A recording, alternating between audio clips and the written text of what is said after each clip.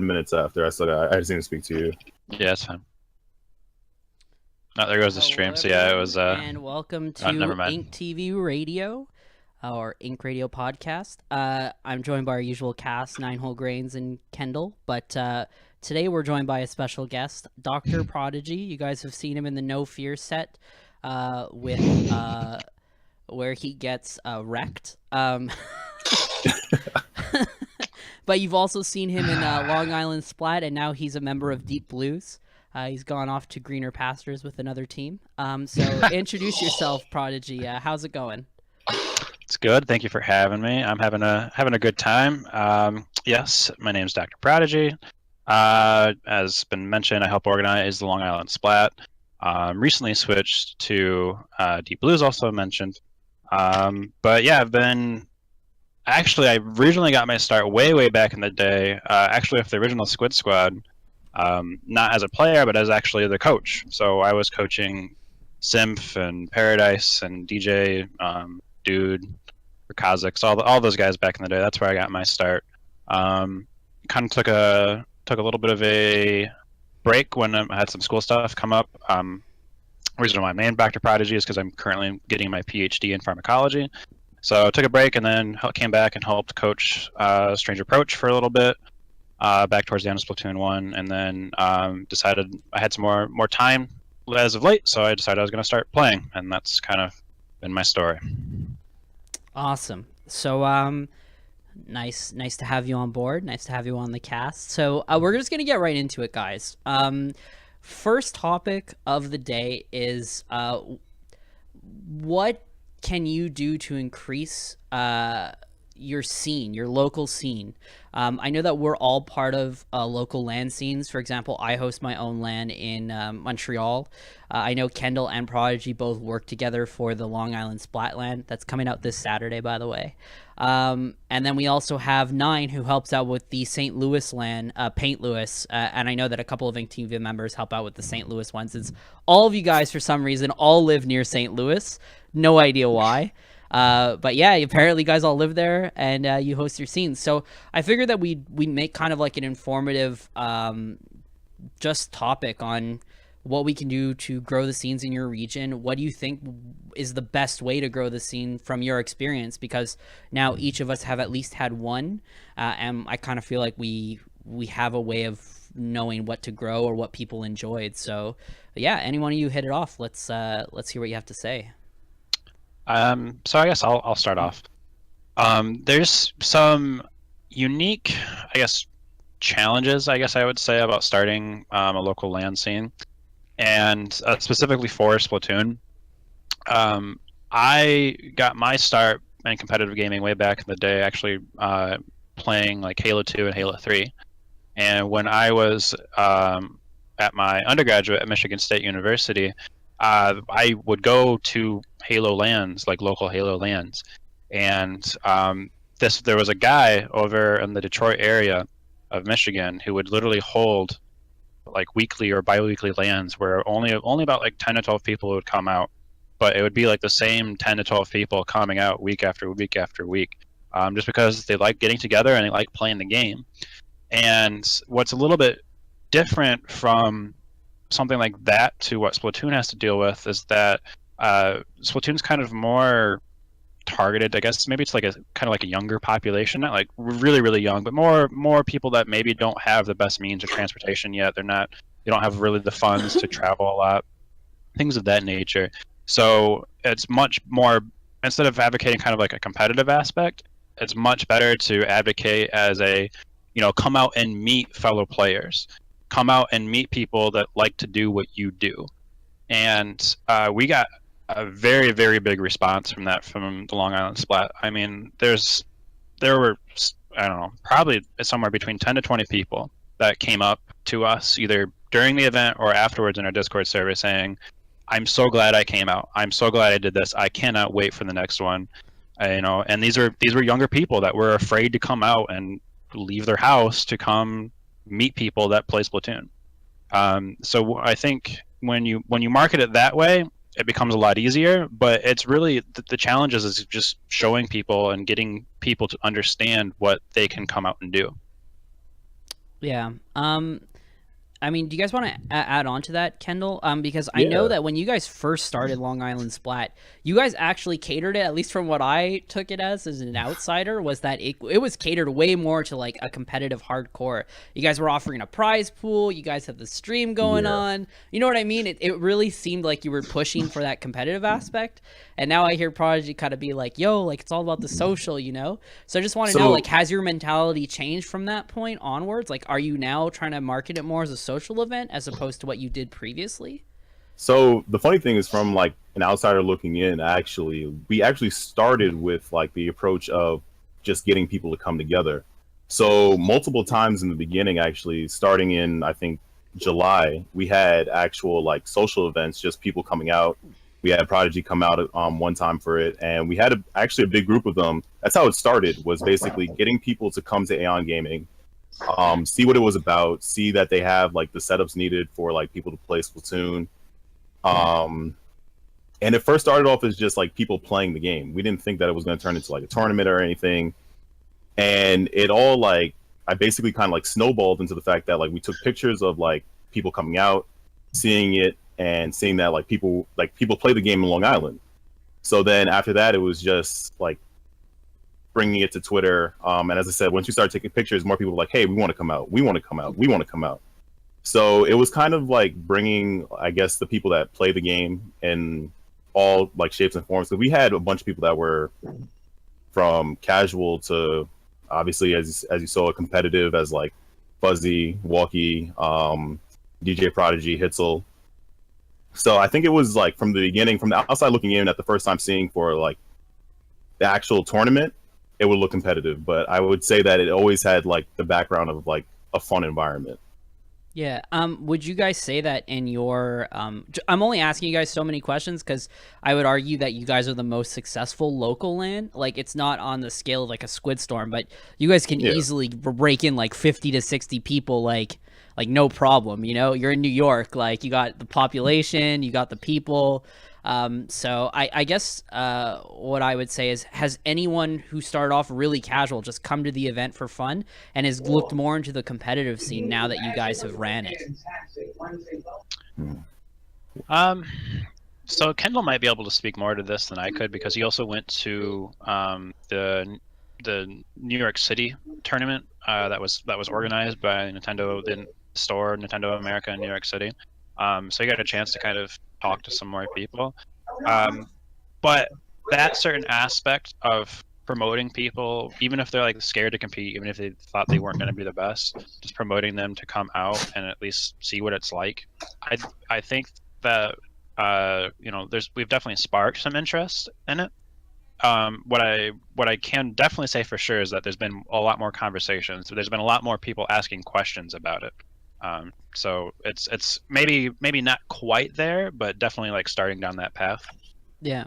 And then yeah, go ahead, Kendall. No, sorry, go ahead. Oh yeah. So for me, basically, it's we had a few people actually. There's one guy by the name of Zach that actually like he got into it, and because of the fact of our local like having just like socials and like getting people to come out, he got into it and he started playing more and more. Actually came out to Squid Storm because of it.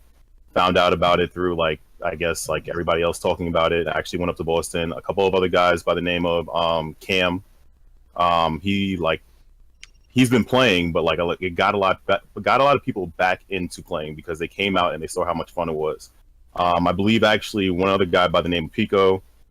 He's been playing for a while. He got out of the scene, and then I believe he's on. I'm gonna butcher the name, but Last Station, whatever, basically. I know he came out to the event and like it basically brought him back into like playing competitively again. So in my opinion, it like brought a couple of people into the scene, and actually not into the scene, but like kept them playing more and consistently. So like even like the people that are looking to come to the one next week Saturday are basically saying that like, yo, it's kept me going, or like I'm always looking forward to like coming back to it because of like having a local LAN in their area. So yeah. Well, before I do my speech, how about you, Nine? How did you feel after the first Paint Lewis? I know you guys are planning a second one, probably soon. I mean, I don't know the details of your event, but I do know that you guys have been talking about it. So, yeah, we talked a little bit about this before the show started, but there's that semi-casual to competitive to casual gap that you have to bridge at these events. So for us, the event that I think people really enjoyed, the round robin draft pools was kind of fun, but I think people really enjoyed the Salmon Run event. So because that one's a little bit more casual, it was just, for those who weren't there, didn't see the rule set, it was just all 3 maps that were out at the time. They've since added a 4th one. You saw how many eggs you could get each time, and then you added that up, and you would win. And the team that had a lot of the players from the team that won the round robin did not win Salmon Run because it's a different sort of skill set. There's a much more random element involved because not everyone's going to get the same waves. But nobody got angry at it. Not that people got angry during round robin, but you could tell it was a more casual event. People were laughing, yelling at each other, pushing people's chairs away from the TV as it was happening. So it was all in good fun. And I think that, and you two illustrated this beautifully, but you really do have to cultivate this sense of, just because there are top competitive players here does not mean everything is going to be this way. That's not the focus of the event. And you, be it events, be it via the culture, or however it is, just letting people know that it's a Splatoon event, not a just exclusively a competitive event. I think I think that comes first and foremost. Yeah. Actually, I can attest to that on my end too. Is when I originally started my LAN event, I actually got a really large reception. When I originally started, I thought only like 10 people would show up because I'm in Montreal. Everything's super far away unless you live directly in the city, right? But it seems like everyone was down for it. So we had people from all over Quebec, Ontario hop on in to come into the Montreal event. Managed to get 26 people, which is like, yo, for Canada and like in a French province. I gotta admit, I was pretty impressed. Even the person who helped me with my venue was impressed. He's like, I can't even get League of Legends people to get this many people. So it was pretty good for what we had. But the one thing I can attest to that was there wasn't... what we ended up doing was we split the teams by putting the highest ranked players as captains. The lowest ranked players as captains. So the Bs and Cs. And they had to pick whoever was left of the S and S plus players to try and balance out teams. And then we did round robin pools into like a mini tournament. And actually, I would argue that probably just free play would have worked better, in my opinion, because people seem to want to just constantly play and get to know each other and constantly socialize. And like you had people with their docs playing like on local LAN, on Salmon Run and stuff. So I think for the future, I'm definitely planning to cater it more as a casual event. Another idea that I had in my mind, just to kind of be interested, was to potentially have teams of 4 sign up together and then actually play in an online tournament like an SCL or something. And your local LAN plays as Team New York 1, Team Quebec 1, and you play locally at your event and you play in a tournament online, just to like get the idea of the competitiveness, but with the casualness as well, right? Like if you get eliminated, it doesn't matter because you're still with friends and you can have a good time later playing squads or playing with other people at the event, but you get that taste of competitive too, you know? That was one of the ideas that I really in my head. So yeah, a couple of things I learned from the event. But one more thing I want to touch on the LAN event stuff is how did you guys get started to make the LAN? Because I think that's the biggest hurdle, is like once it's like a lot of things, right? Like everyone's like, oh, I don't even know how to start it, so I don't want to start it. It's so hard, right? And it's like the thing that I've always done is I just do it because that's who I am, right? If something's not working, I'm just going to do it. So that's what I did. And I feel like you guys have the same mindset, but I feel like there is a process. Like, how did you guys get to start Long Island? Like, how did it become a thing where you're like, okay, finally this can work? How did St. Louis become a thing that it could work, right? Oh, man. Yeah. Kendall and I talked about this the other night, and our journeys could not have been any more different. So I'll let you go ahead, because yours will take longer, and then I'll tell you how mine got started. Yeah, honestly, one of the things that for the beginning it seemed like it was easy, right? We piggybacked off of the NYC LAN, well, not LAN, but it was more of like Nintendo basically threw something out together, and then we got people coming into the server. For us, it was kind of like pulling teeth, honestly. It was like, yo, we have this venue, hey, you guys should come out, this, that, and the third, and then it just felt like nobody wanted to leave their houses, like no one. So we had to like go through the process of like, obviously, as I said before, pulling DJ and Prodigy to come through, because it was three of us. As I said, two of the players from OG by the name of Laxus and EJ. We tried to like get a whole bunch of people to come together and basically like come out and see it. So we just had to like show people basically by doing like events, like little small events first, showing people like what's going on here, what they have, what they're able to do. So in all honesty, and then like after that, even getting people to sign up, they were just like, I don't know. Like I had to go from like honestly, I went from DM to DM to DM saying, hey, you should come out to Long Island Splat. It's gonna be a great opportunity. Like hitting up, like as I said, like even trying to get like Fuzzy and Walkman to come through was just like, are they coming? Are they not? And so like Walkman, like, we're calling you out. So as I said, like it was a long process. So just to like even show people that it was worth it, I would say now it was a good idea, but before it was like, as I said, it was like pulling teeth. I don't know if after even when Prodigy came along, just even trying to get to like talk to people about it, it was just like, I don't know, man, like my house seems like a really good place right now, and I don't feel like actually coming to the event. But like, then the funny thing was, like the week before, like as I said, like even now, like I think we've passed for the sign up that we had before. We've passed like what we had, like as I said that we had before. We had only like 20 people, and then like the week before, it was like 20 more people signed up. As I said, like it was about close to like 55 people showed up. So once it's kind of like once they see people signing up, more people come along. But as I said, if you were able to go through my Discord server, I was just like, hey, come out to Long Island Splat. Hey, I heard you live in New York. Come out to Long Island Splat. Hey, I hear that you live in New York. Come out to Long Island Splat. You live in Jersey? Hey, come out. And it was just the same answer. So we had one guy from Canada and one guy from Florida come first one, I think. Right? Yeah. So. Yes. So I guess another question I want to have on a more basic level is, how did you guys acquire the venue, and how did that come to fruition? Like, other than just getting people to come out to the LAN, like what made you decide like this was the right place? Like, how did you pick one? Because I think that's what a lot of people are scared of, is more the logistics of it than just getting people, right? A lot of people are like, oh yeah, if there's 4 people, it doesn't matter, but I just don't know how to even go to get anything. Like, how do I rent monitors? How do I do this, you know? So I guess, like, where did you guys pick it, or how did you pick it? Did someone come to you? Did you go to them? How was the process? Was it easy? Project, you want to? I can keep going. Yeah, I know I can. Okay, so obviously, as Kendall kind of touched on, him and EJ and Laxus were kind of like the original 3, and they were a little bit fortunate where EJ has already in contact and had gone to this local place called Aeon Gaming, which is where we've held all the first Long Island Splat, the second one, coming up in here in a half. And basically, the owner was a Splatoon player. He really liked the first game. Like, he liked having, he had a lot of fun, and he was really enjoying the second game. And he basically was saying, come out. Like, if you know people in the area, come out. Like, let's play together. Let's have a good time. And that was kind of like the start of it.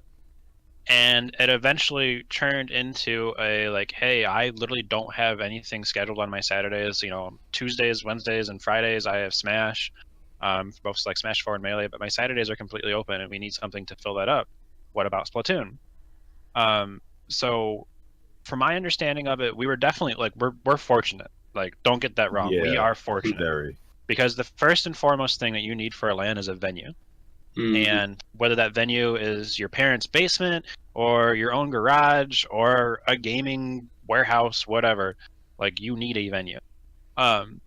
So we were extremely fortunate with that, and we're extremely fortunate that the owners of Aeon have been very very welcoming, very willing to work with us on whatever our needs be. But that definitely is a hard step, and my advice is, depending on like what kind of size you want this, like if building a LAN takes time. It's not something you just go out and do. And if it's something where you live in an area that maybe doesn't have as many people or players, start small.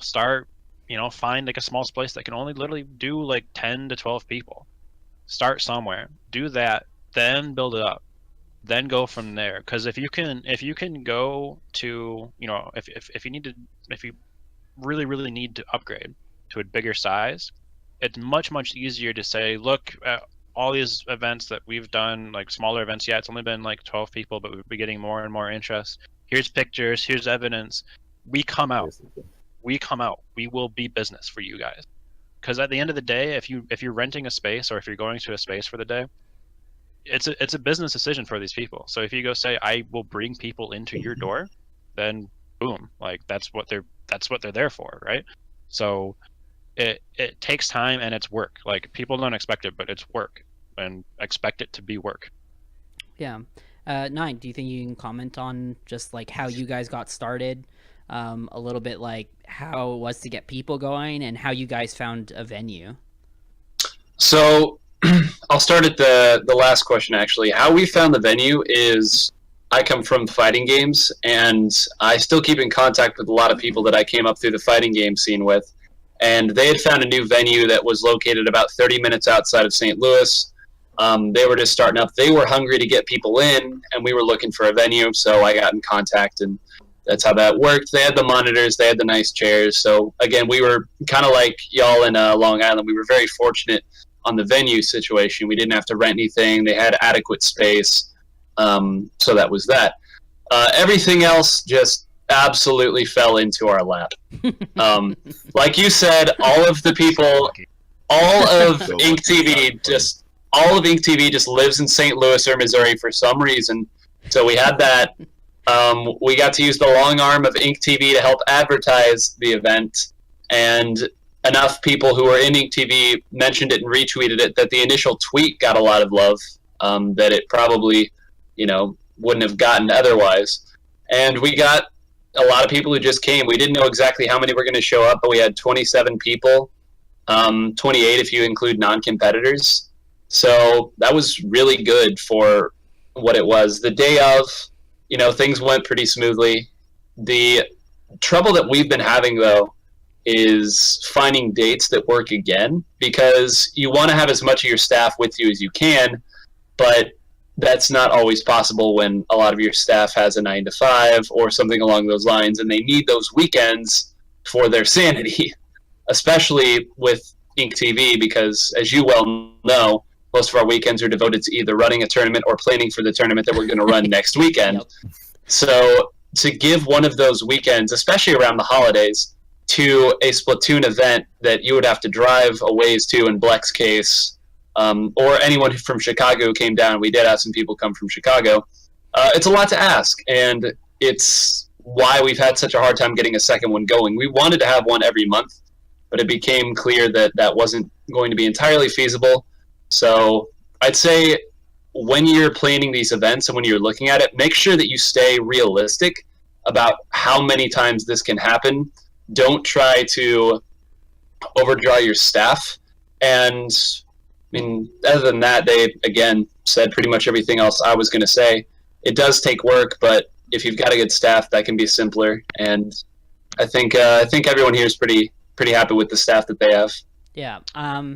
Real quick, I'm going to interject to just kind of touch on something that I remembered while Nine was talking about.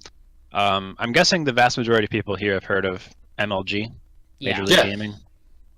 Pretty much, I would probably say the largest tournament organizer in the United States, probably North America. Really only competed with by ESL and some other groups. They very first LAN that they did was a Halo LAN, and they did it in one of the current or previous owners, I don't know if he's still an owner, they did it in his basement. They literally started in this guy's basement. They posted about it, they shared about it, posted on forums. This is back in like late 90s, early 2000s, something like that, right? When I forget when the original Halo came out. Started out in his basement. They had I think he said he had he's done interviews about it. I think somewhere around 15 to 20 people. And that spawned from that going into MLG. So I'm not saying everyone has to become an MLG or anything like that, but my point of starting small and building up, sometimes that's what it takes, and it takes work, but it works. It really does work. Yeah. Yeah. I would like to say that I probably had a similar experience to Nine. Um, to be completely honest, I think the Splatoon community is really really committed to wanting to do more. I think that we're a small community, but the people who are there really do want to foster the scene. Like if you look at Squidstorm, like if you think about how many people actually play in competitions, there's like 300 people, and we had like 180 people show up at Squidstorm. Like, I mean, there has to be a dedicated bunch of people. We bought posters, we bought shirts, like we went crazy, right? So we're dedicated. As much as like I know your experience was different, but like I put up the ads. One thing I will say I did a lot of promotion online. I went on Reddit all the time. I made a Twitter account, and I was active on it to try and get people to come. I went on Squidboards. I went on my local Reddit thread of our Montreal and posted my LAN. Like, I went to things that I didn't normally think about. I went to try and find local things. I found my venue just by Googling it. I was like, man, I've never seen a gaming venue like of a high caliber in Montreal ever. So I literally just Googled Montreal gaming LAN events, and I found a site that had a list of them. And most of ours are actual bars. So I had to exclude like 90% of them because everyone needs to be 18 plus because we love drinking and playing games for some reason. So I found one that was a gaming cafe just outside of like downtown. And it had like the gaming seats, the monitors, everything. And I literally emailed him and went, hey, I want to run a Splatoon event. He says, what's Splatoon? And I said, here, it's this cool game with switches. You don't have to do anything. I'll do everything for you. Tell me what I need to pay. And then that was it. And then it started, and it became really successful. Everyone was super supportive and just kind of signed up. Like, I had 13 signups within the first 3 days. And then people just kind of continued to come after they heard about it. I had one person from BC show up, which is all the way on the West Coast. They flew out to come. I had someone from Vermont who's Failboat who came in, and that's how I met him, and that's how he came to Squidstorm too. So it was kind of cool that way. Monado Boy helped me a ton with this stuff too. I don't know if anyone knows him, but he was also at Squidstorm as well. Actually, that's how I drove up with him, is because we started the Montreal LAN event. So overall, it was pretty positive, and it's to the point where even I haven't told the venue guy about when I was hosting another one, but he actually emailed me and said, hey, when are you doing the next one, man? It was so successful, and I want to promote it myself now. So it's like things like that are really positive, and like I can only see this growing because he's now wanting to support Splatoon. He saw how cool it was, he saw how big it was, and just wants to keep supporting it, you know? Yeah, that's very, very much more fortunate than what we had to go through here for Long Island. You know what? That's like, honestly, to be fair, if you know New Yorkers, man, they don't want to travel. Like, especially people from the city, they do not want to travel. Like, you tell anybody that like you got to get in the car and like it's like an hour away, it's like they're not doing it. Most of them don't even go to different boroughs. So actually, we had a group of people who carpooled from Quebec City, which is 3.5 hours away, and they drove down for the event as well. All of them together. It was pretty sweet. But one thing I wanted to point out is actually we have the same problem. New York and Montreal's not that different in terms of people as much as we think they are. We have like a saying for people in Quebec where ils restent sur banc en ville, which means like they just sit down and do nothing essentially. Like they just sit in the house. So we had that same thing where the organizer was skeptical that I could get even 10 people because he's like, yo, it's really difficult to get people to come out in Quebec. No one wants to leave their house. So when we found 25 people, he couldn't believe it. Like, it was crazy for him. So yeah, I mean, I guess that wraps up our LAN talk, unless you have any additional comments you want to add? I would like to actually provide a resource. So there is something that a couple people in the community, I think it was mainly DJ that kind of was really spearheading it, and it's a Discord server. It's called Splatoon Locals server. And so you'll find, like, for those that use Discord, there's kind of like all these different various like regions that kind of have like their own little like Discord server that they kind of hang out. Where in this Splatoon local server, or SLS for short, was designed to kind of congregate all of those things into one area to try to promote more of these local events, get more of these LANs getting going, letting people know. It's just a way to like communicate. So the link to that Discord server, I don't know if I'll get banned. Okay, I didn't get banned. I just put it in the Twitch chat. But if you're interested at all, join that server. Just read through it, check it out. It's a great tool to try to get involved and see what's going on in your area. Yeah.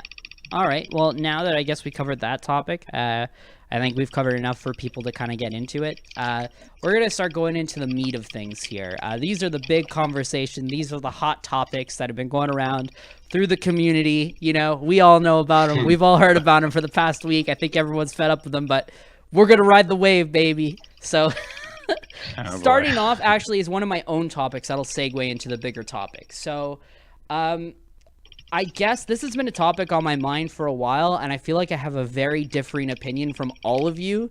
People have been always talking about how we need the Japanese scene. We need it to survive, right? But is that really true? I mean, do we need the Japanese scene to survive in the esports nature of the game? And vice versa, does Japan need us? I kind of want to shoot this one off to you guys and let you know what you think. Oh boy. Okay. So I guess I'll go first here. So the question, just to make sure I understand it correctly, does the Japanese scene need us, and do we need them? Right, and that's the basic gist of the question, right? So, a long story short, the abridged version is ultimately, in my opinion, no. We don't need them. But we should want them, and we should want to be collaborative and work together. Because, like, first of all, let's face it, this Splatoon is a much bigger game in Japan than it is here. I don't really know that much about Europe. I can't really comment about that. Obviously, we have several, very good European teams. So there's definitely some interest. I just don't know how big it is. But the Splatoon is huge in Japan, like, huge. So we really should not try to... I'm not saying that we can't survive without them, but I don't think we should take any actions where we try to segregate from them or try to, I guess, be unique in our own sense. Like, I know, for example, in Splatoon 1, there was a big issue where Japanese tournaments were doing splat zones only, right? And Pure and all the other tournaments are doing everything but turf war, and that created this big issue of like Japanese scrims where it's like if you're playing a scrim we're only doing turf war or yada yada yada. And I don't think that's been as much of an issue as far as I know for Splatoon 2, but those types of changes can really cause some sort of it basically causes a divide in the sense that you're going to be branching the community into two separate things, and then that starts limiting player base. That starts kind of forcing people to make decisions of like, okay, we're going to do this rule set, or we're going to do this other rule set. I mean, for the same reason why the competitive community has been very hesitant to, or has had concerns of Nintendo offering turf war as part of a competitive environment where we as a competitive scene have said turf war is not competitive, please don't do that. It gets to that point of like, okay, well, if Nintendo's doing turf war and Nintendo's like obviously the number one thing, Nintendo's going to promote way more players than we ever will, being the actual producers of the game, do we have to start doing turf war because of that? You start getting into these decisions where you're going to take the community, you're kind of going to like branch it off smaller and smaller and smaller. So ultimately, I think we can definitely live, we can definitely survive, and we can definitely be successful without them. But I think, in my opinion, we can be way more successful if we work with them. Yeah, you hit up pretty much everything I think about it. I think it depends on what the ultimate goal and what the end goal of the end game is. Because sure, we can survive, we can run our own tournaments, we can promote our own content, and maybe that's all we want to do. I think it just depends on what it is. I think that in ignoring the biggest player base, and what is it, like 2/3 of Splatoon players are from Japan? I mean, that's the number I've seen floating around. I think that in ignoring that, or choosing not to take advantage of that in what way that we can, I think that that's a huge just mistake on our part. It stunts growth. It limits what it is, because if that's 2/3 of the people playing Splatoon, I mean, you can't operate at full strength in 1/3. So I'm not entirely sure how the gap would need to be bridged. And again, to what Prodigy said, do we need them to carry on? No, but I do think that growth will be limited unless we find a way to bridge that gap. So I guess to answer your question, Spoon, we don't need them, but it would sure be nice. First of all, we need them back in solo queue. But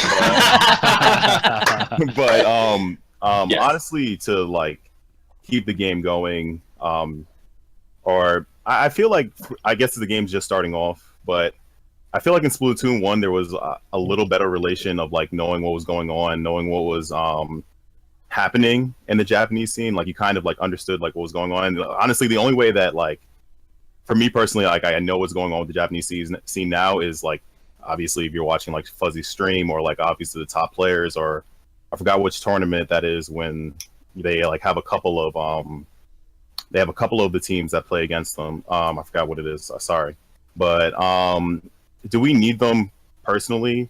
I think at this point, no. I think we need to, personally, from my point of view, I think we need to like grow ourselves. And if I'm looking at it from a personal like aspect, like kind of figure out where we want to go in the direction that we want this game to go. Like, and at a standpoint of like same thing as Prodigy said, obviously, is like keep a close eye, find a way to bridge the gap. That's really all I can say about it. Honestly, I think everything's been like expanded on, but yeah. Okay, I'm about to expand more and blow your mind. Okay, you guys all ready for this Blow our opinion that mind. you're all gonna Please hate? blow our mind. Okay. Go ahead.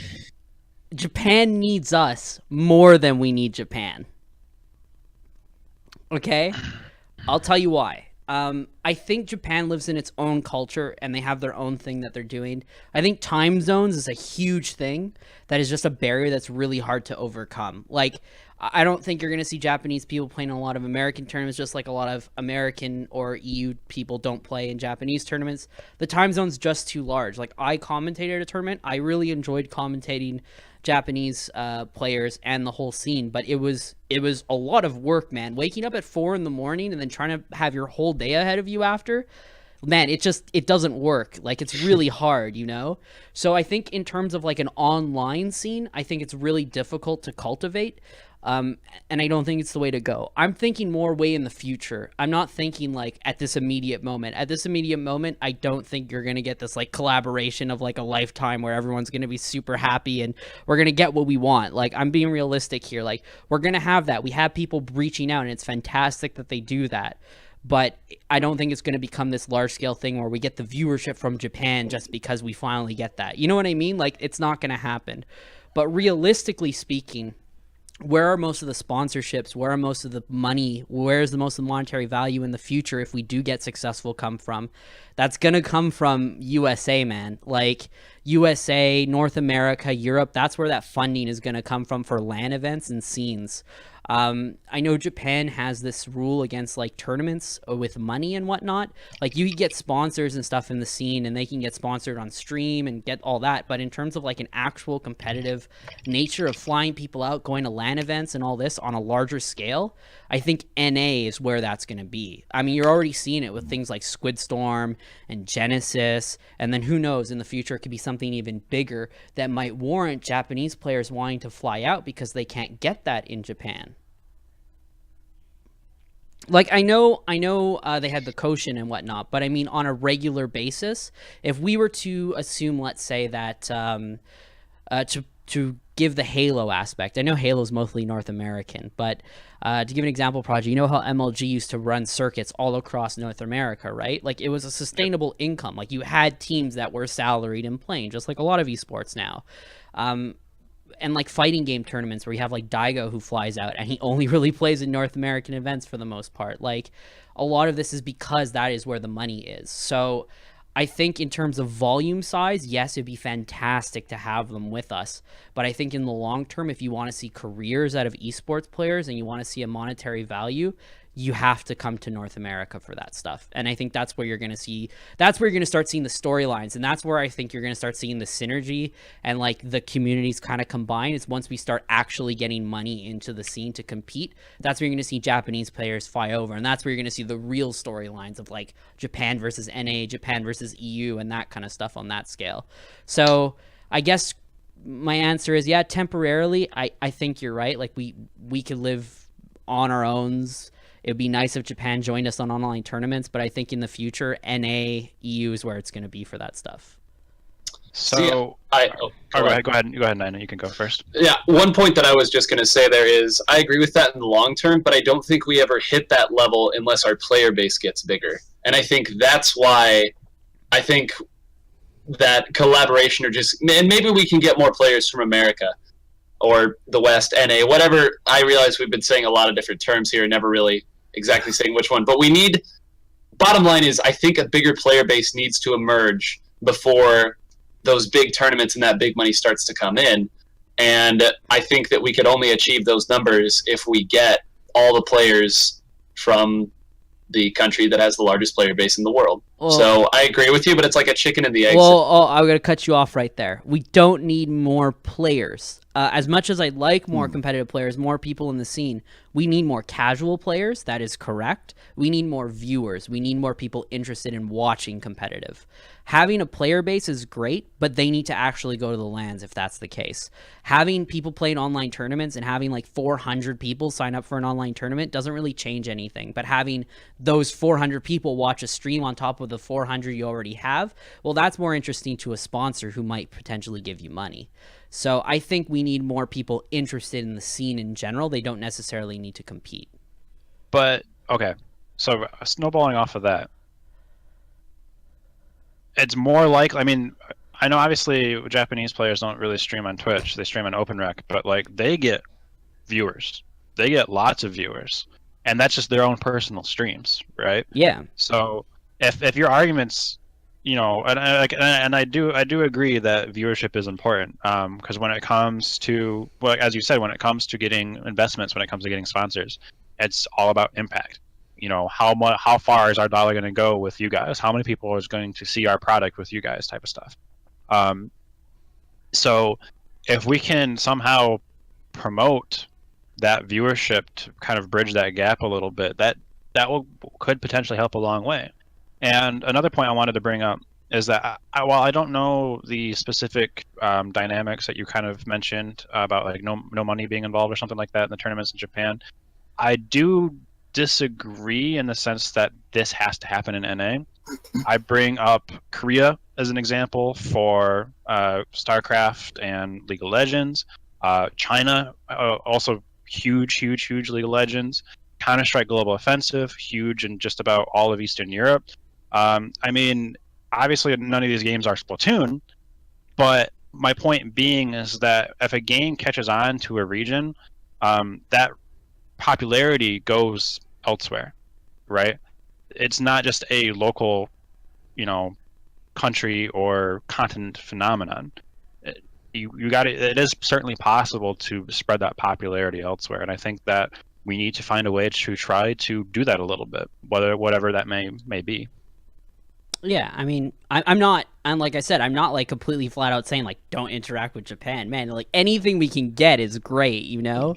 I'm just saying more. I think we do have to cultivate our own scene. Like, for example, if you go on to a Japanese stream, let's say you did understand Japanese and everything, I'm sure you would look up to whoever that top player is as like your idol, and like they are known as the best players, right? Like we don't even have someone other than, let's say, maybe Dude, who is recognized outside of some within the competitive community, or like Team Olive, right?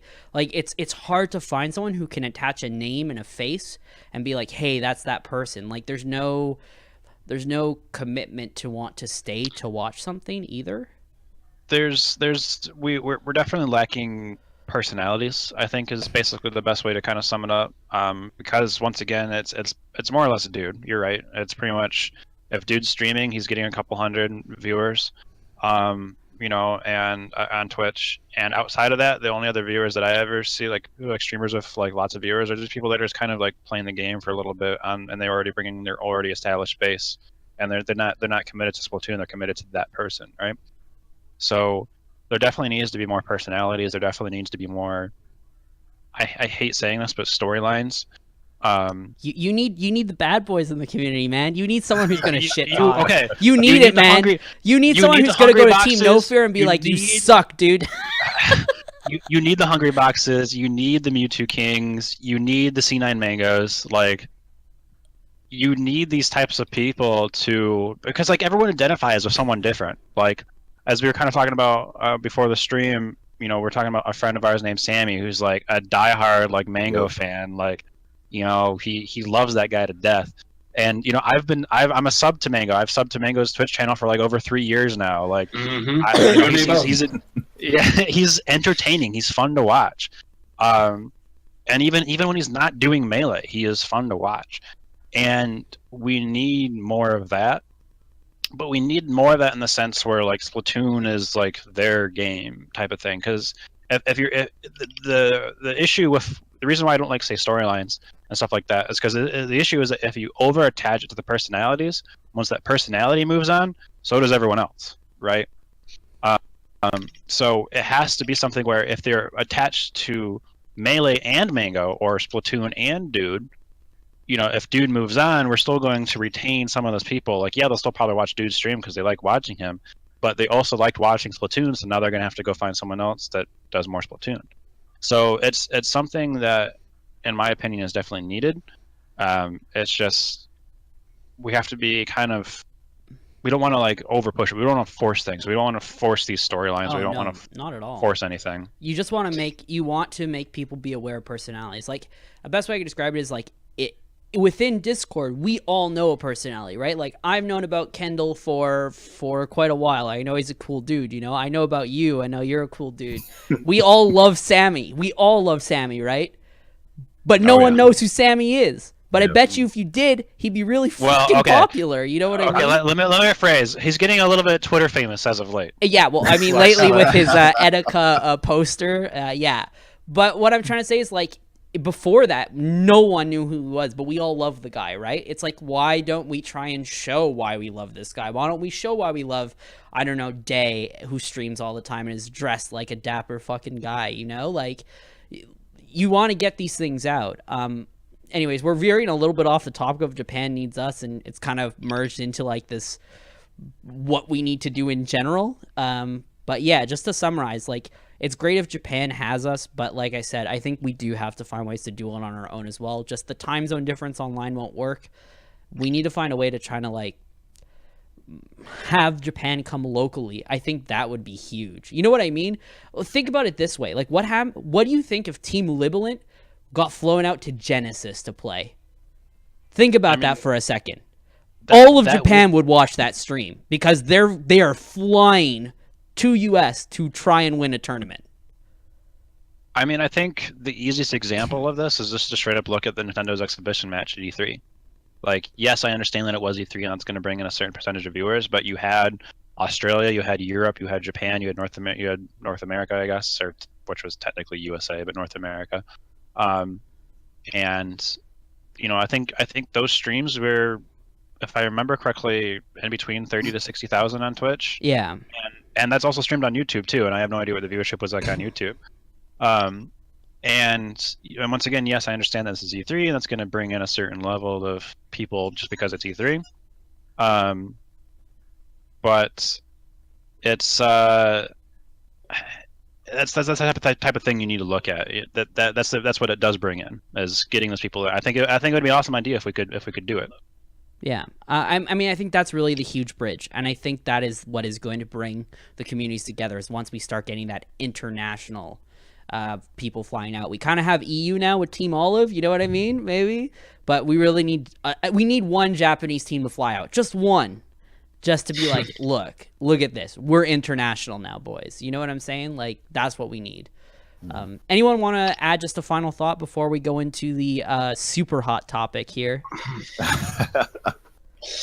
I guess my last thought on it is that I think we need more volume. All these things that you've said about more personality, more storylines, more all these things, I think I agree that we need all those things, but I think that has a ceiling until there's more volume of players, more volume of people owning the game, more volume of people watching. And I think all of that kind of stems from a more active player base and more people here. So that's just like, I don't know. I want more people to get this game, man.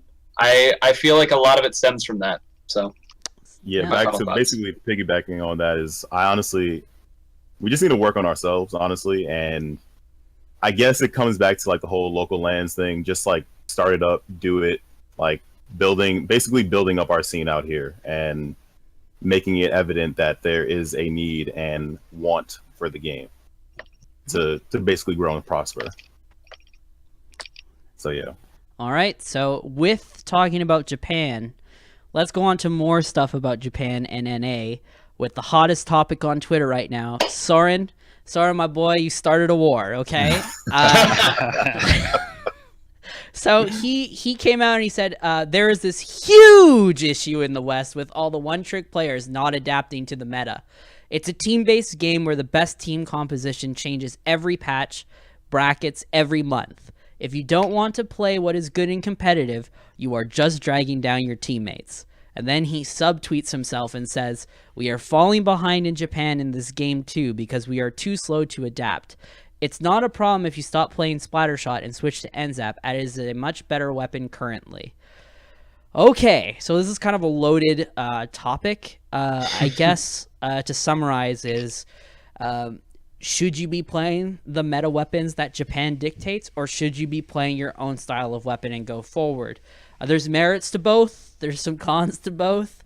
I want to know your guys' thoughts. I want to know how you guys feel about playing meta weapons versus not playing meta weapons. How if playing the meta is the way to go, you know? All right, I'm going to let someone else go first here because I'm going to go on a big rant. I've been talking way too much. Kendall started off. And no, I'm not just throwing you under the bus, I promise. You're throwing me under the bus for this one. By the way, just want to let you know that is that DJ behind you there, Prodigy? Yeah, that Did was he DJ. just grab a pizza? He got his daily pizza delivered, yes. Is he like, "Ooh, baby, this is going to be hot. I need some pizza to watch this"? I think it was very good timing, yes. Mm-hmm. He waited. You know he waited.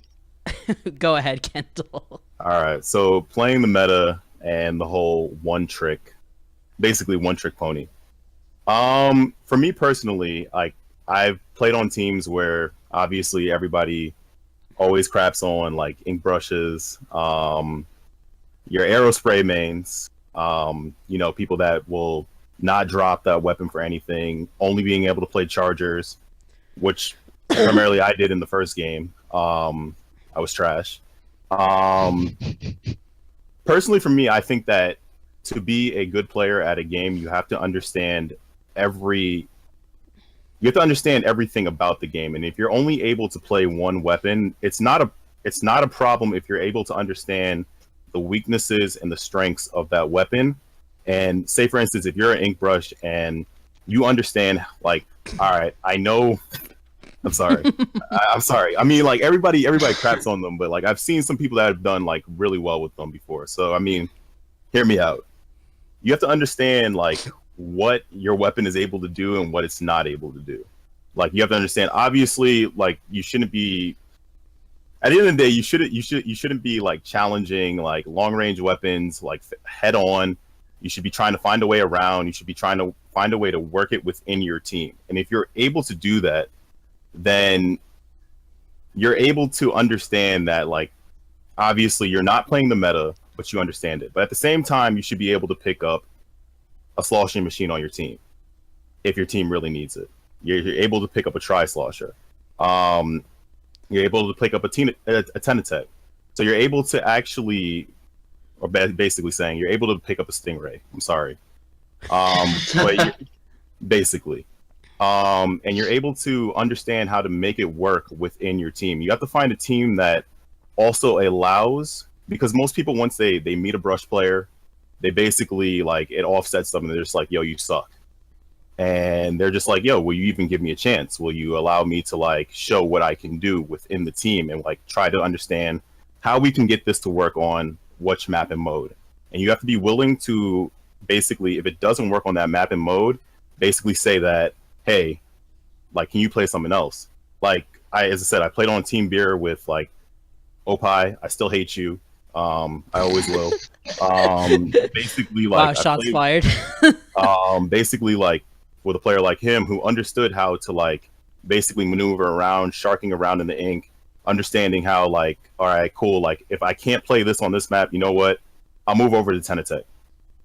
So it's his willingness to actually do that with being a brush main that allows him to be a good brush main at the same point in time.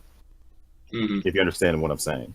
Oh, absolutely. I kind of want to build off what you said there at the very end. That's a very important principle in fighting games, too. When you get to the highest level, a lot of different people will play multiple characters because there's learning a character or weapon in this, and then there's learning the game. And you cannot learn the entirety of Splatoon if you only play one weapon. I don't care if your weapon is meta. I don't care if it's not meta. I think the biggest issue is pigeonholing yourself to one or even just two weapons. I think the game is too broad for that. There's too many maps. We're about to add a fourth mode. So I think that you have to... I think that's the bigger issue, honestly, is just pigeonholing yourself in one. We'll always need R&D, research and development. So there will always be a place for our low-tier heroes. And, you know, maybe all that person wants to do is just see the game through one lens. And to a certain extent, I think Soren is right. I think if you only play one weapon, regardless of what it is, you're putting a glass ceiling above your team and above yourself. I think that's just the reality of it.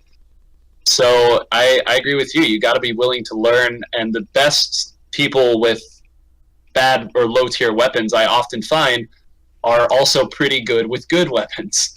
So I think that that's just something that happens. I think that's why you see people who are top players go on and play a bad weapon or something, and then they may not have played it to be like, oh yeah, this weapon has 0 paint on it, and then they'll go out and dominate solo queue with it because they just understand the game. And I think that as broad as you can make your base of knowledge, the more weapons you can fit on top of it. But yeah, the meta is going to exist. Certain weapons will always be better. And if you want to win, if that is your goal, you can't be afraid to use those weapons. That's just a fact. It's why top tiers exist. It's why nerfs happen. It's why buffs happen. And especially in a game that's still being updated, you can't just pick one. Yeah.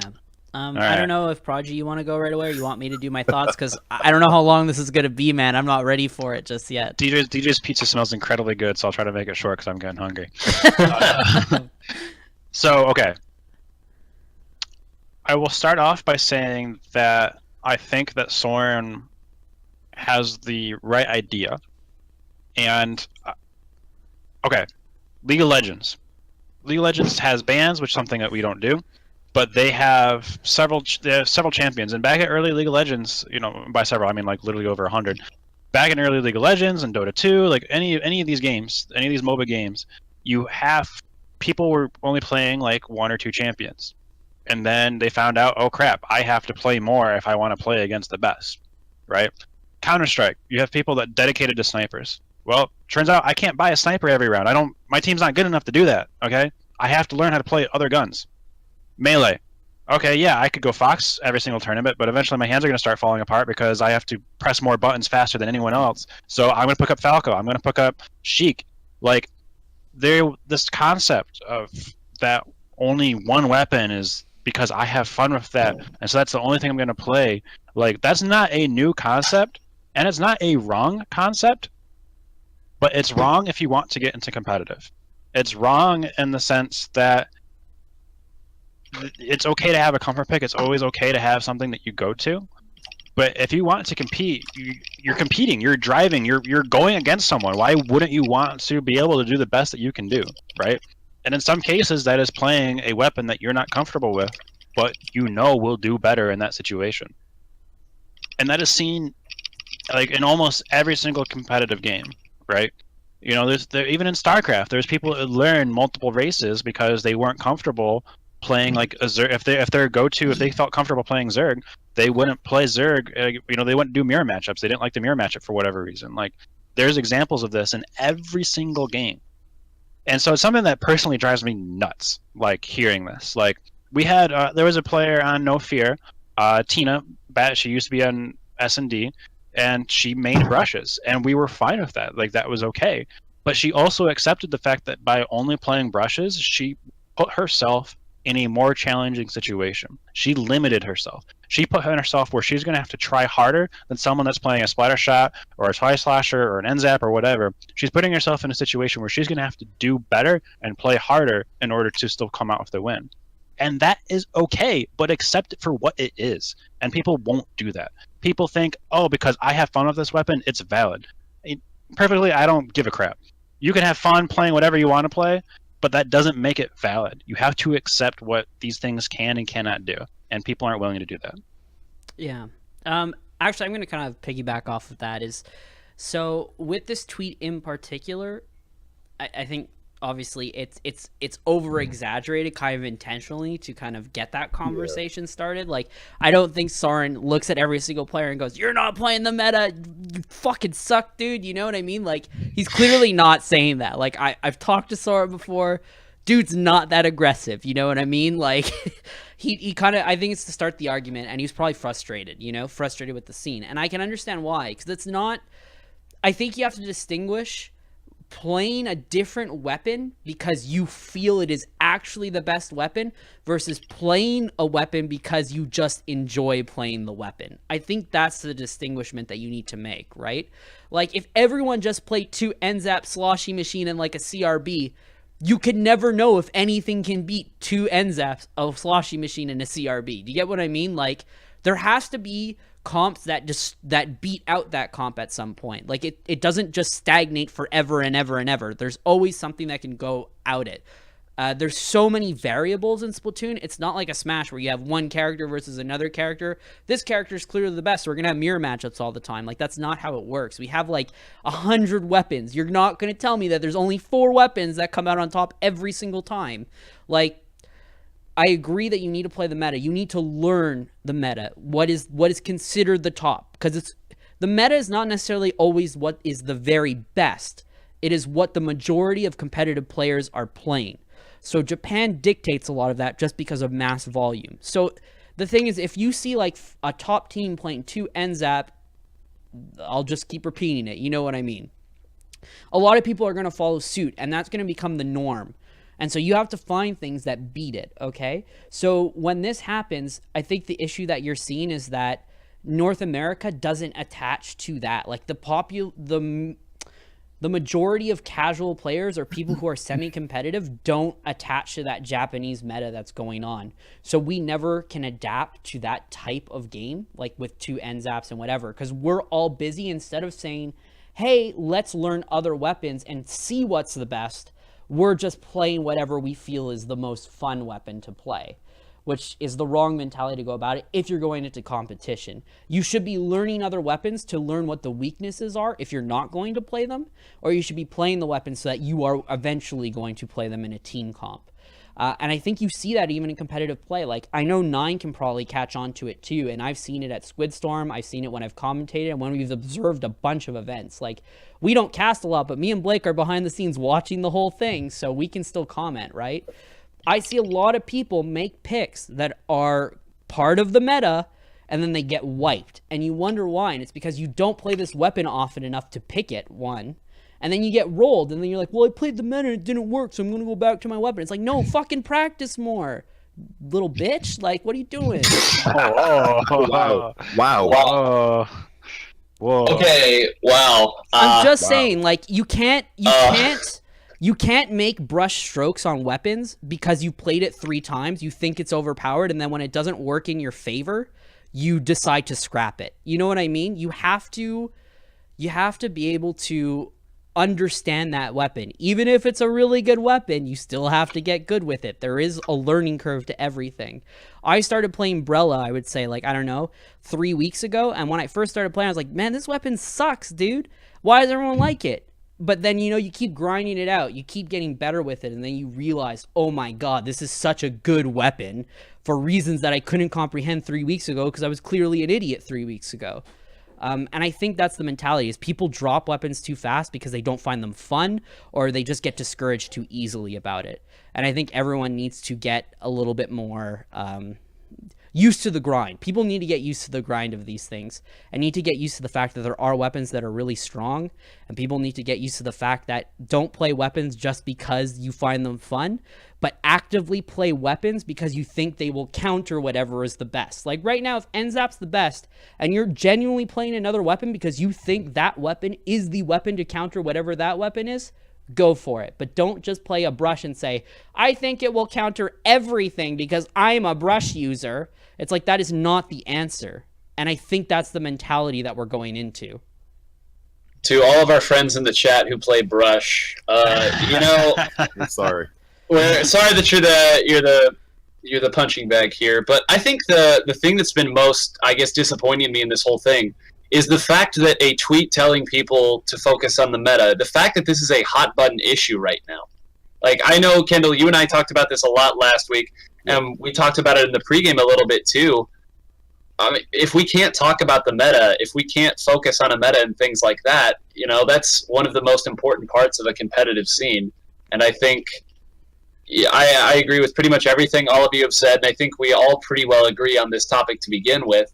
But, I mean, we got to be open to not only playing these things, but talking about these things, identifying why they're the best, and it can't be met with a defensiveness that kind of surrounds it. And to be fair, there needs to be a certain level of non-provokedness as well, or naturally you're going to be met with people who are angry about it. But, yeah, it did kind of suck to see so many people pushing back against the idea that meta is there. And like you said, Spoon, some people are just not going to be good with those meta weapons for a while, and so they stick with what they know. And that's going to happen, but the effort's got to be put in there to learn the meta weapon if that is the way that you want to go with it. Yeah. Well, go ahead, Ken. All I want to say is that tweet just sounds like he ran into Frank, the E-leader, that was playing on Muscle Forge, and literally didn't do anything to help the actual game go along. But at the same time, it's really about the fact that the whole thing about meta is they put the time in to actually learn these weapons. They put the time in to actually understand why it's good, why it works, what gives them the consistent output that they need every single time to stop pushes, make plays, do the objective, paint the ground. And at the end of the day, somebody like Soren, we all know, obviously he was a little angry, he was upset, but at the same time, there's not that many people putting that many hours as he is. You watch Sendu, obviously, you're saying, yo, how does he play for this long? You watch Fuzzy, being in a local area of him, I run into him online, I see that he's streaming, I see that when you see him picking up NZAP, it's because of the fact that he understands that, yo, this is what I need to do to actually win. This is what I need to do to. It's not saying that he can't pick up Tenatech and keep using it. It's not the fact that he's saying that you can't pick up an L3 or an H3, because there's many other players that are very good with it. A 96, there's not a problem with picking up those other weapons. The problem is when you limit yourself and you don't give yourself time to understand, the guy that's probably arguing with him, or the guy that's probably arguing with him, you scroll down talking to Hitzel, in all honesty, they played maybe about 100 hours.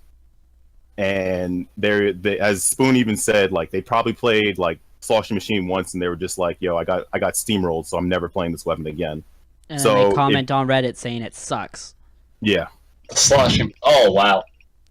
Jeez. Basically. What? It's true. I'm not going to beat around the bush, man. Anyways, last thing I just want to comment on it is that one thing that I am going to completely disagree on with Soren on this tweet in particular is that I don't think that the meta is just defined by everyone's playing NZAP, everyone should play NZAP. I don't think that is my intention of what it is. I think the mentality of people need to change, and that's kind of what sparked my thing, is that the mentality that you should be playing weapons that you think are the best for each comp and actively practice them is something that you should be doing.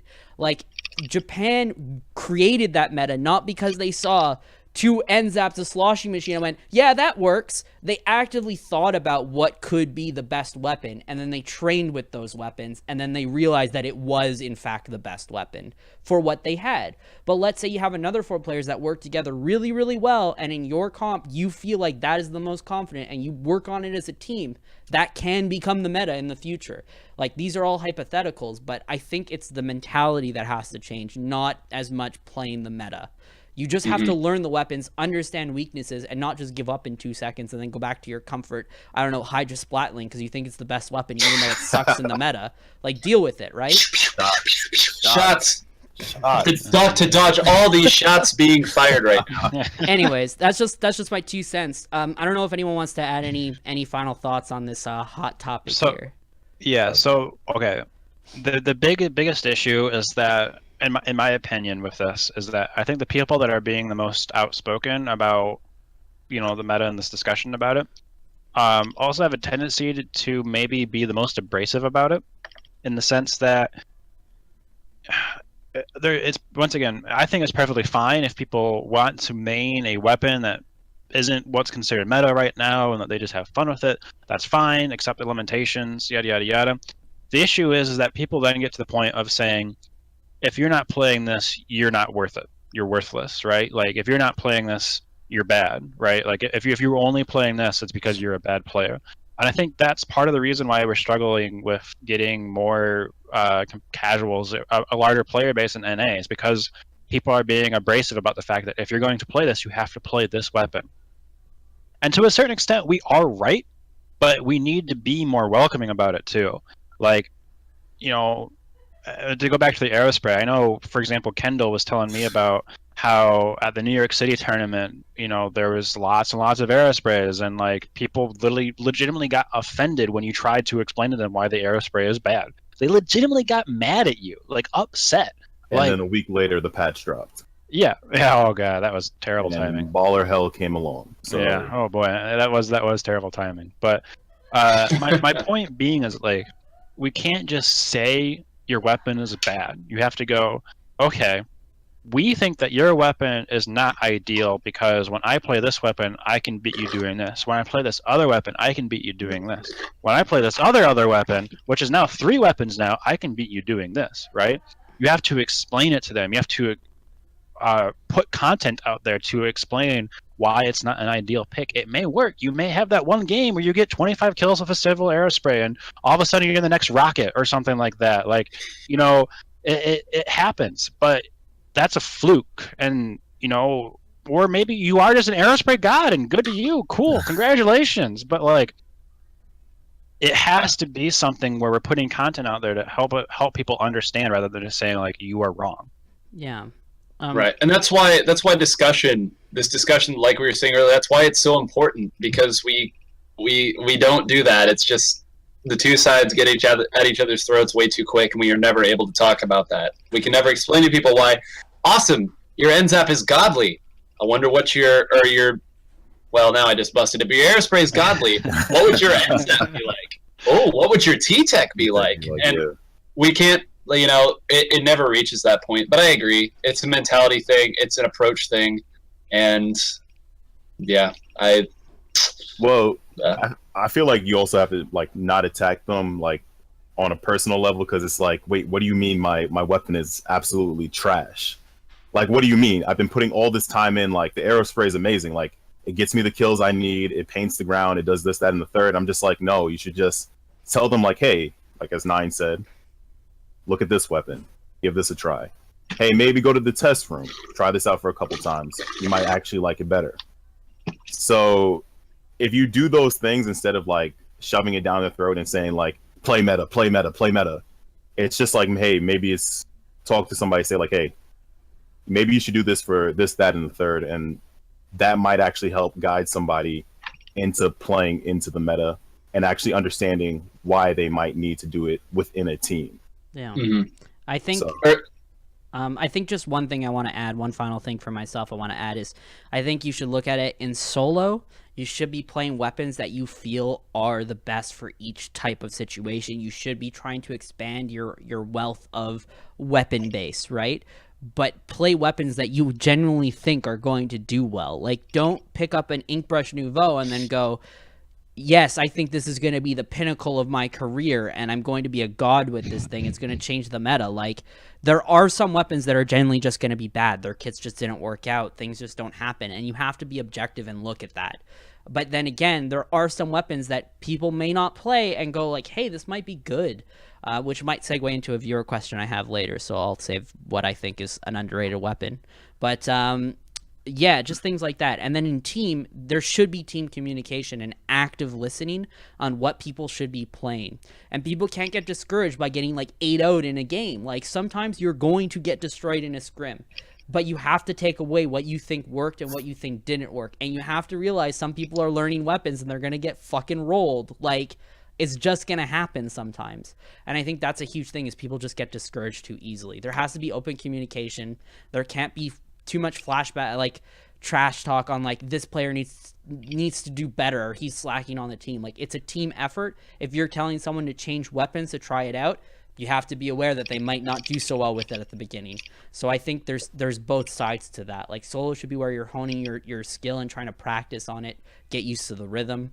And then when you go into teams, that's where you try having that open communication about maybe changing weapons, maybe seeing different comps and stuff like that. Yeah. Agreed. All right. Mentality.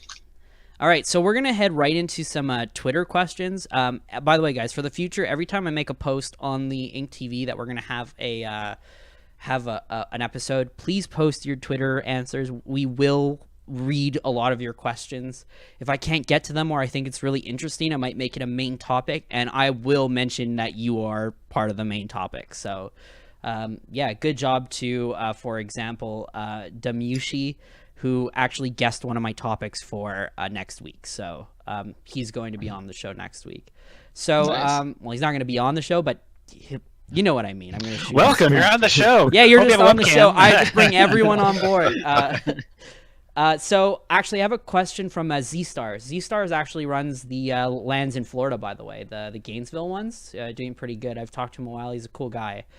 He made a question for us. He said, in this community, it seems as though most top teams are unable to survive for more than 6 months. Where do you think this stems from? A lack of leadership experience from the team organizers, large unwieldy rosters, an unwillingness to take it to the next level? To be clear, I'm not talking about teams as in the name. I'm referring to the actual roster. Established teams picking up new players and dropping current ones. Is it effectively a new team under the same name in my question above? Okay, I'll jump in first on this. Yeah, because... you need to.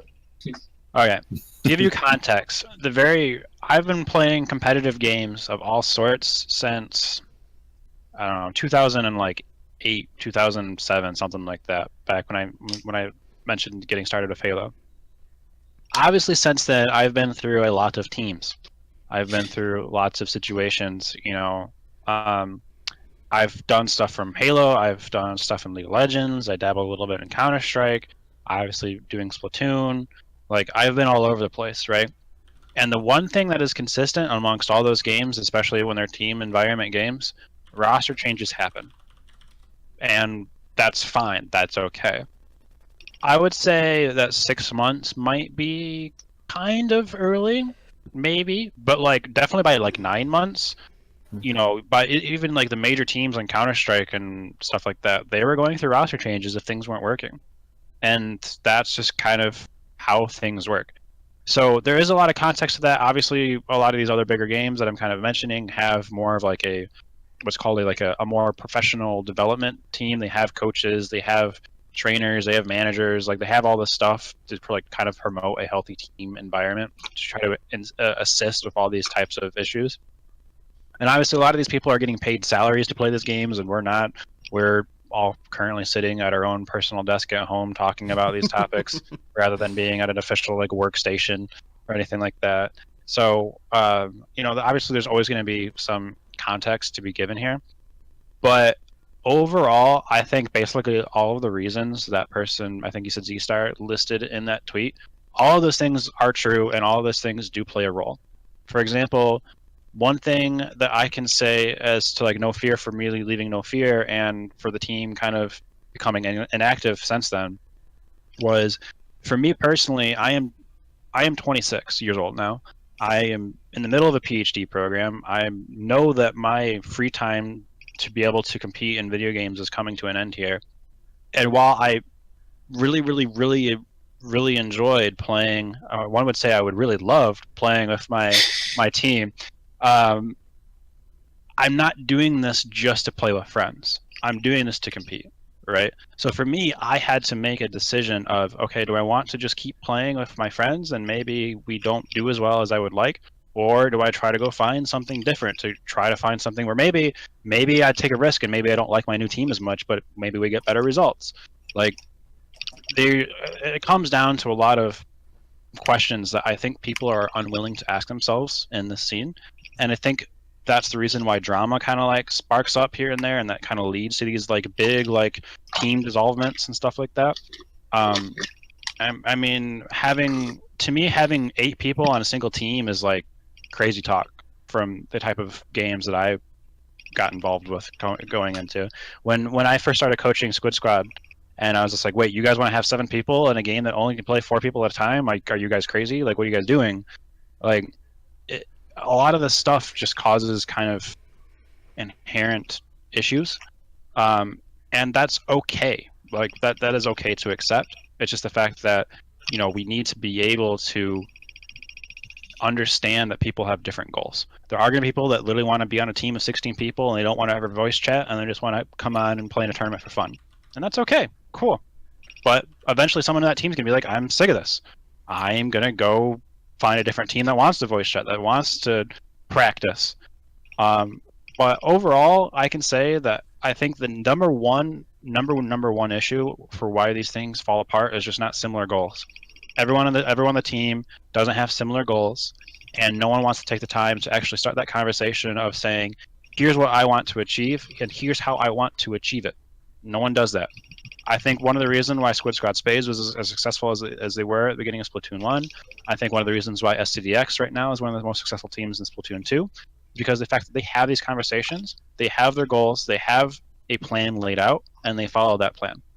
If you really want to stop seeing teams disband and to break up and have all these roster changes, it needs to start having structure. You need to start having conversations. You need to have structure. You need to have conversations. Yeah. Sorry, not Nine. Wow. Nine's fixing his stuff right now. How about you, Kendall? Do you want to pass off a little bit on this?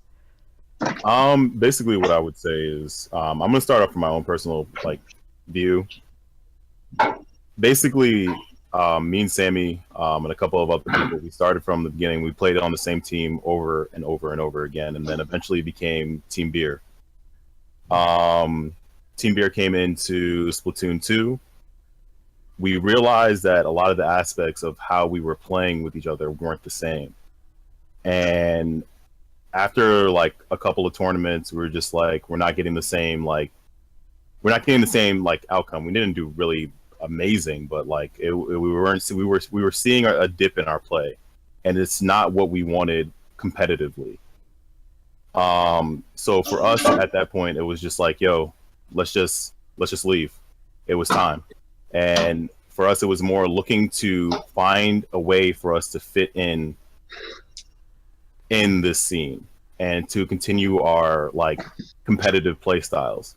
Now, the reason why I think that teams disband and teams that stay together disband after 6 months is because a lot of the top teams, they understand that if you're not compatible, or if a player is not working out and it's just because they pulled them on, not saying that they pulled them on because of the name, but if they're not working out with the team, after a while, because a lot of them play extensive hours and they play a lot of tournaments from weeks to week to week, and they understand that after maybe the 3rd month, you start realizing, hey, he's not working out with us.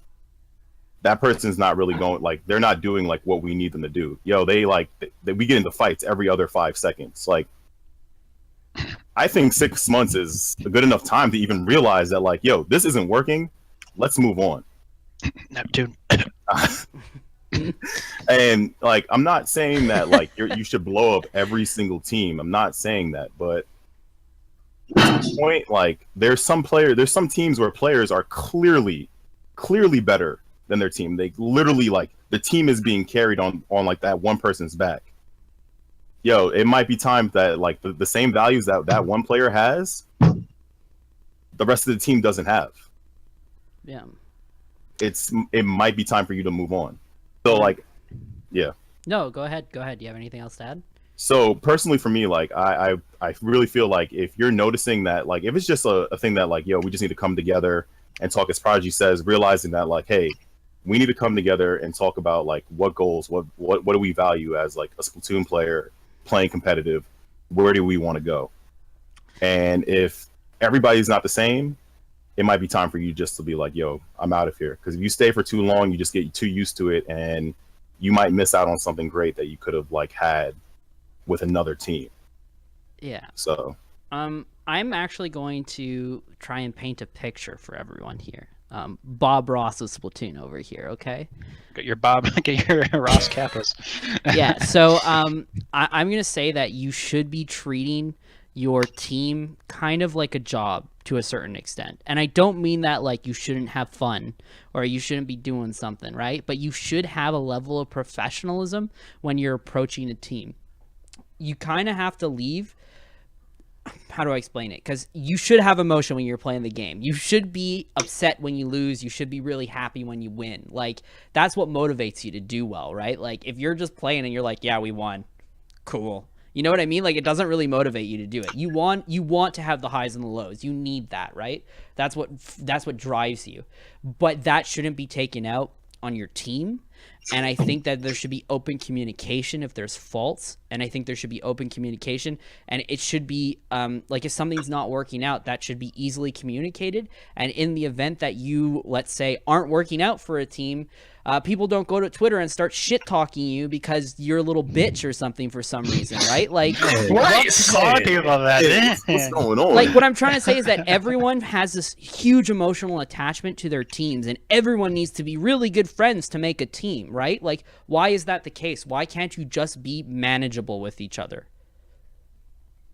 Why? Why is that so hard? Why can't you have friends, but also have people that you work with well on something? Like, when I go to work, right, I have a bunch of people that I feel like we work well together, but I'm not going to hang out with them on a regular basis, but I still enjoy spending the time with them at that workplace environment, right? In the same way where if I go with a team, I have absolutely no problems playing on a team with you, but why do I have to actively always be around you? We have to be best friends, and then when things don't work out, I'm personally offended that it's not working out, right? Like, people need to have this level-headedness where it's like they're willing to talk about a weapon being bad. They need to communicate about like, hey, I don't think this is working. We need to refocus our strategy. If someone gets mad, you can't like take it out on your players. You can't be frustrated and be like, well, you guys suck, or like, this game is shit, or whatever. Like, you have to be able to like calm it down and realize like, hey man, what I'm going to do is going to completely affect my team. And I think that's why a lot of disbands happen, because like the frustration gets too much, or players just don't want to have that conversation because they don't want to hurt each other's feelings, like Prodigy stated before. I think everyone just gets a little bit too butthurt. You need to get that little cream, you know, and just patch it up a little bit. Stop it. Wow. You're done. That's enough, man. Someone Anyways. goes Mike. All I'm trying to say is that you just got to have that level of professionalism, and you got to have like an open mind, and to come into competitive, you have to have that attitude that you don't want to, like, you just can't get too emotional about it. Like, that's all. It's just, you just have to have a different mentality when you come into it. If you come into it where you're like, I'm going to be competitive, we're going to be the best of friends, it's like, dude, that's not how it's going to work. Like, you can become really good friends from it, but I think the main goal is, if you're going to be competitive, you have to remain professional, to an extent. Yeah, it's a mentality thing. It's a mindset thing. As with anything you want to get good at, and all of you have held jobs before, you know you have to be amiable to criticism. You have to be able to adapt. You have to take it on the cheek and then turn the other cheek and get back to it. So I think we're all kind of I think we've all kind of agreed here that it's a mentality thing, that you have to be willing to accept if a team is not meeting your goals, you have to be able to move on. And if you're the team that's been moved on from, you have to not I don't want to say not take it personally, because you should. You should say, all right, well, if people are leaving us because we're getting beaten and we're a competitive team that's trying to get better, maybe we need to do something a little different and get better. I mean, that's just going to happen. So it's all about just having a good mindset towards it. And yeah, that's kind of just summarizing what everyone else thinks. By the way, my toilet broke. That's what that was. Oh, okay. That is why I dashed out, because I heard the water. That is why I dashed out. I fixed it. I got Plumber 9 over here. So I guess one thing I just want to add up to this is like in the same, and not even just in the context of a team or a player, is like, Nine, if everyone told you that for how many times people have told you that you weren't doing something right, you wouldn't have been as successful as you are as a commentator.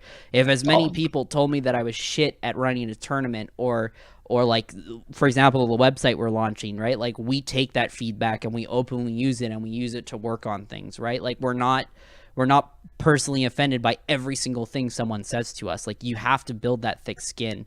And like, just to give an even bigger example, at Squidstorm, right? Like, me and Nine were casting for the first sets, and I literally went to Nine and said, Nine, what's happening? And Nine was like, you're cutting me off. And I was like, okay. You know what I mean? Like, I didn't take offense to it. I didn't go to Nine and be like, yo, what's up, man? You want to start a brawl? Like, it's understandable. Like, I felt like I could learn from Nine, and Nine was giving me fair criticism. So it's a valuable complaint, and I respect him enough to take that criticism and not be offended by it, right? I think that's how you have to go for it. Go watch Hitzel and DJ cast together and count how many times Hitzel talks over DJ. And you would not be able to account to infinity within that one stream. Well, that's because Hitzel and Nine have this abusive relationship that they just can't get out of, you know? Wait, DJ and Nine, you mean? Or DJ and Hitzel? DJ and Hitzel, Yeah. I mean, I'm not saying Hitzel and I don't have an abusive relationship that we can't get out of, but that's another topic for another. All right, so I think I'm going to close this off with one, maybe two Twitter questions really quick, and then we're going to close out the show here, okay?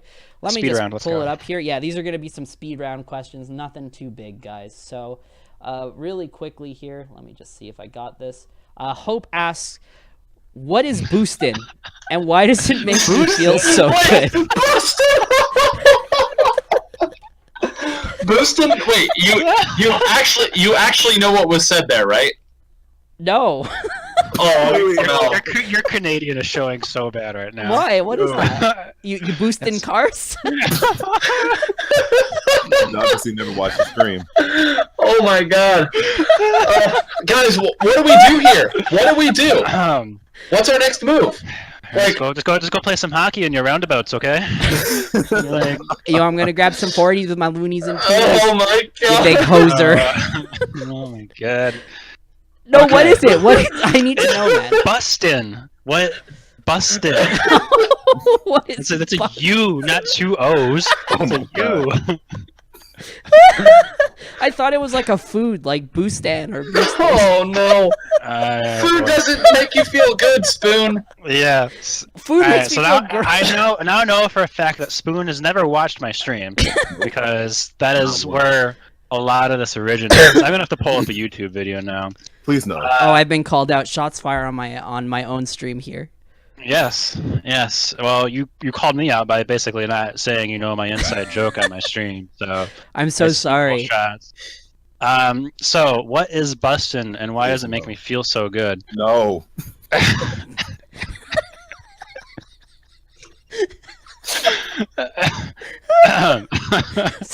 So well, you're laughing. So how to summarize? Okay. I'm going to be very abstract here. Okay. Bustin' is Ray Parker Jr. Bustin' is when you have a freaky ghost baby, okay? Bustin' is just when you want to just, let it all out. And just have a good time. Yo.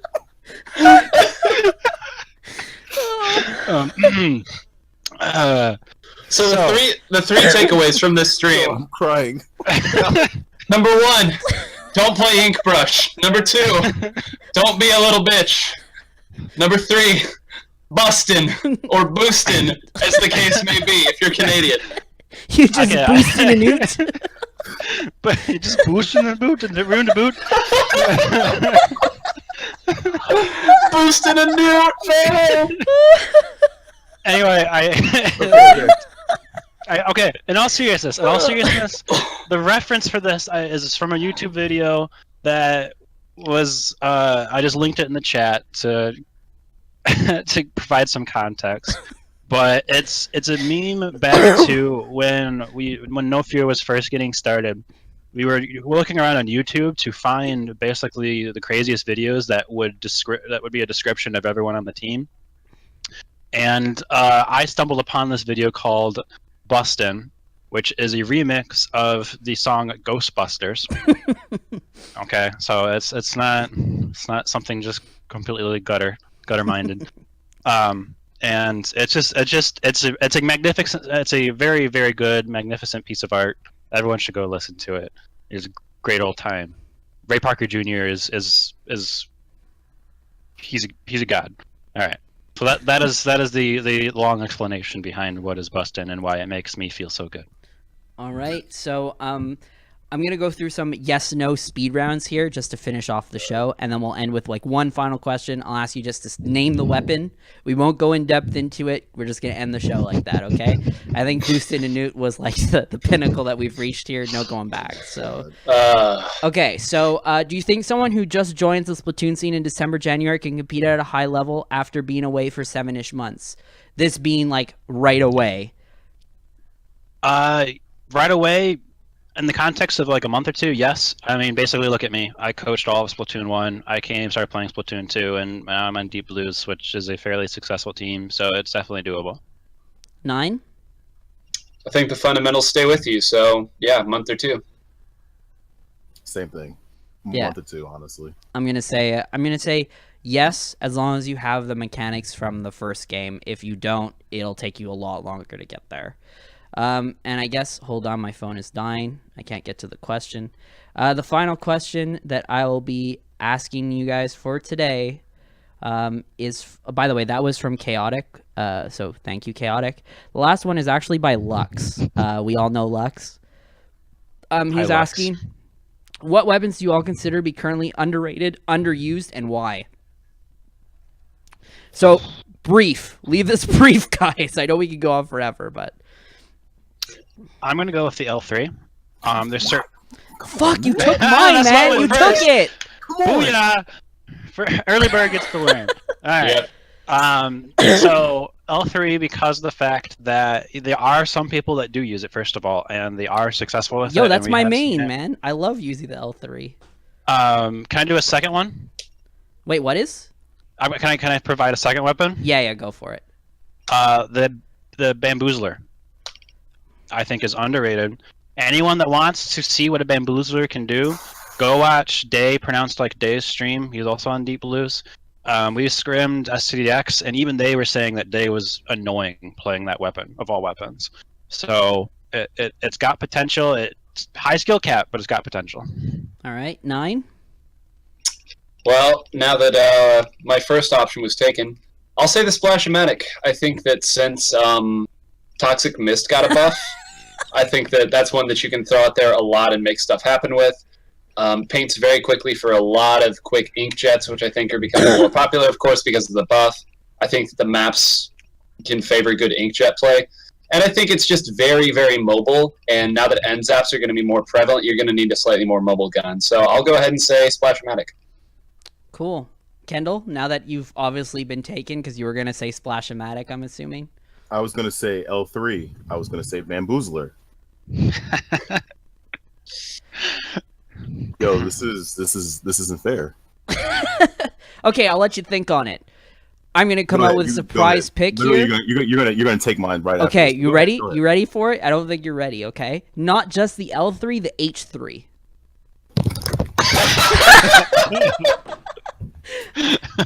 One, I think it has insane. It gets an insane amount of weapons, specials charged. Like you can get 7 to 8 a game without special charge up, just on a regular basis. And the amount of ink that gets covered is an amazing support weapon. It's so great. bad. I love it so much, man. If you watch BSME play it, like, you'll understand. It's such a fantastic support weapon. Anyways, so Kendall, bad. now Oh what my do you God, think, since we've taken all your weapons? Spoon, you are so lucky he's not in the room with you right now.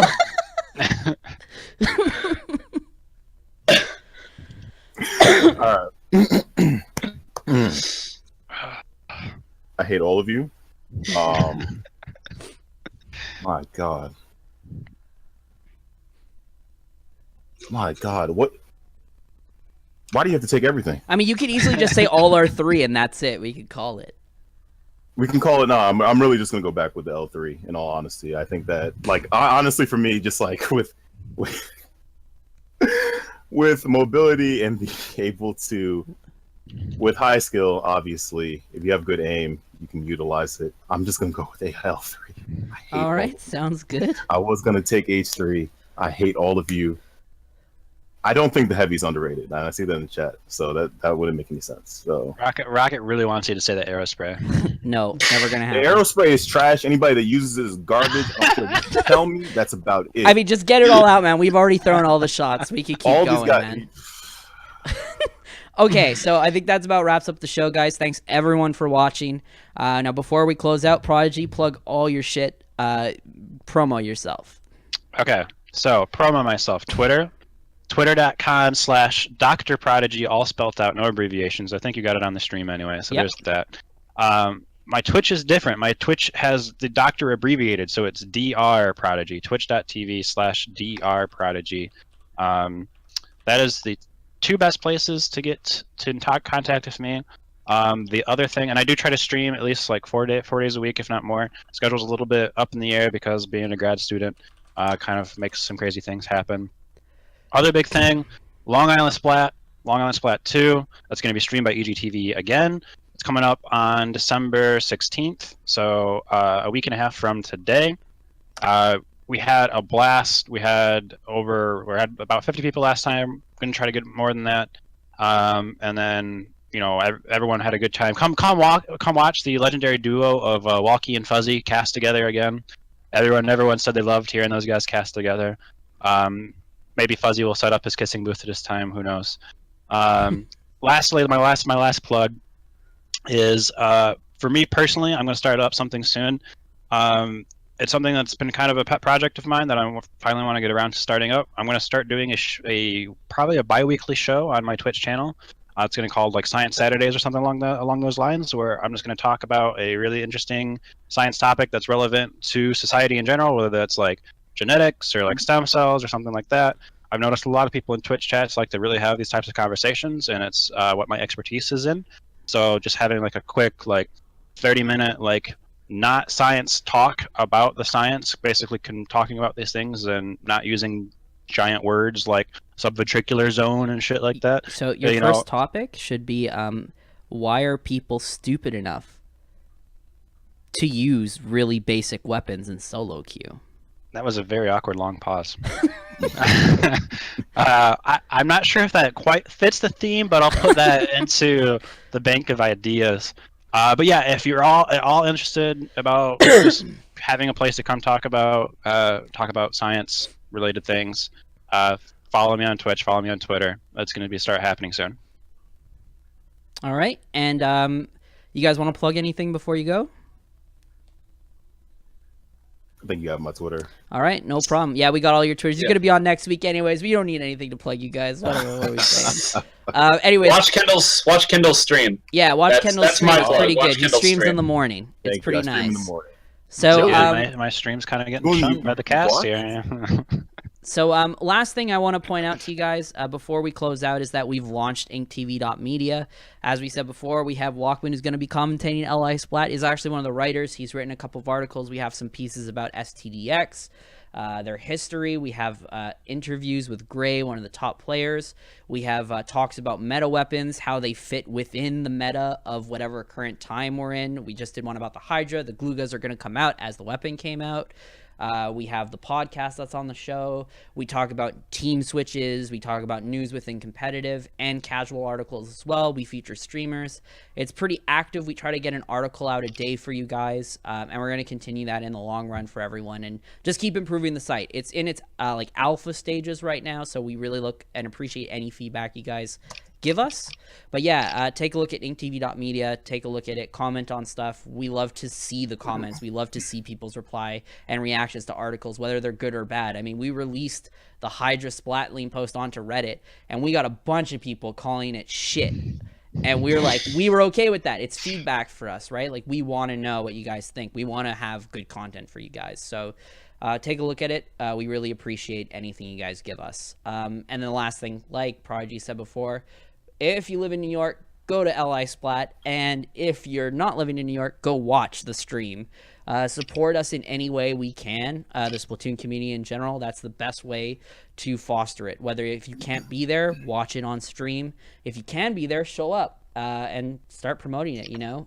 Just do anything you can to help Splatoon, retweet, do whatever you can, man. And with that... So you can search for Long Island Splat on Smash GG. So Long Island Splat 2, you can search for that and find that. Also, we do have a Long Island Splat Twitter account, twitter.com/Long Island Splat. So we are fairly active on Twitter as well. All right, great. So yeah, that'll wraps up the show, guys. See you later. See you next week.